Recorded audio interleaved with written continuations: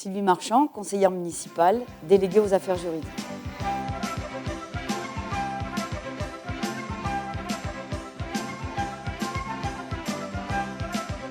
Je suis rentrée la première fois au conseil sur la liste de Lionel Lucas lors des élections municipales de 2014, en 29e position et à ma demande, parce que mon mari étant malade et ayant différentes choses à régler, je ne pouvais pas consacrer le temps nécessaire à la tâche de conseiller municipal. J'ai dû rentrer dans le conseil municipal en 2017 pour participer aux sessions et au conseil. Et en 2020, lors de la nouvelle campagne de Lionel Lucas, j'ai souhaité, et à sa demande, rester au conseil municipal.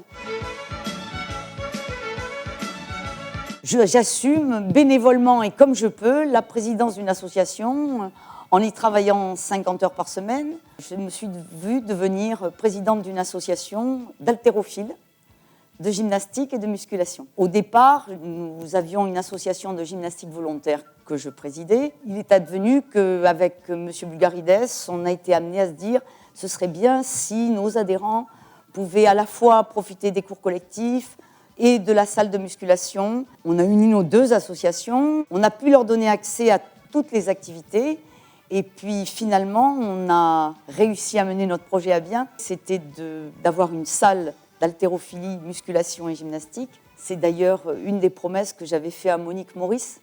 Jean-Paul Bulgarides a obtenu le classement du centre de notre association en centre international d'haltérophilie pour la francophonie. L'apport évidemment qui a été fait pour que nous puissions avoir cette salle, c'est la médaille d'argent que Venceslas Dabaya nous a ramenée des Jeux Olympiques de Pékin. Quand on voit des gens qui sont heureux, qui disent « tu ne peux pas t'imaginer, je retrouve ma vie », ça vous récompense de tout ce que vous avez pu investir en temps et bénévolement. Ah oui.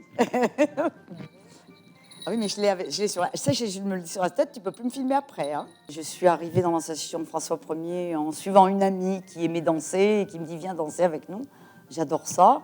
Donc j'ai appris les danses grâce à Daniel Thomas, qui a accompli un travail extraordinaire. Et puis Daniel m'a passé le flambeau et je suis donc devenue le maître à danser des Magnans de Villeneuve dans le cadre de l'association François Ier. Et de là, je suis devenue le fou du roi. Les ateliers couture m'avaient fait un costume remarquable. Une des années, on a été jusqu'à 42 danseurs sur scène. La dernière année où nous avons pu assurer le spectacle, j'avoue que pour moi, c'est un souvenir merveilleux parce qu'on m'a confié la charge de monter toute la bande-son du spectacle. Et là, j'avoue que vraiment, s'il y avait quelque chose qui me représente, c'est cette bande-son. Je pense que dans cette bande-son, il y a tout de moi. Je suis arrivée à Villeneuve comme employée du service juridique en 1979. J'ai uni ma destinée à celle de M. Marchand à partir de 1982. Grâce à lui et grâce à tous les membres du personnel qui étaient également présents à Marina, j'ai beaucoup appris sur Marina.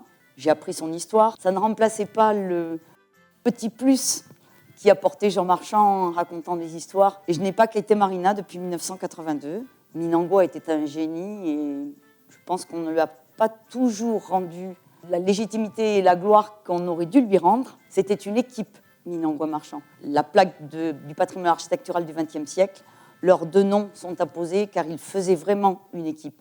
L'un sans l'autre n'aurait jamais pu réaliser Marina Baie des Anges. Marina était figée de par les actes administratifs sur une concession définie comme elle l'était à l'époque. Et à la suite de la procédure lancée par la mairie, bien en amont d'ailleurs de la fin de la concession, ce qui a permis de s'acheminer sur le choix d'un nouveau concessionnaire. On aurait pu légitimement penser qu'il y avait des intérêts, donc je n'y ai pas participé. Cela a été fait au sein d'une commission totalement indépendante, mais tout en gardant une extrême transparence. Elle était quelque chose il y a 50 ans, elle sera quelque chose pour les 30 ans à venir. Bon, ça n'est qu'une photo, mais c'est 32 ans de ma vie. C'est donc pratiquement la période la plus longue que j'ai vécue avec quelqu'un. Et c'était un personnage tellement particulier et marquant qu'il était impossible que ce ne soit pas lui.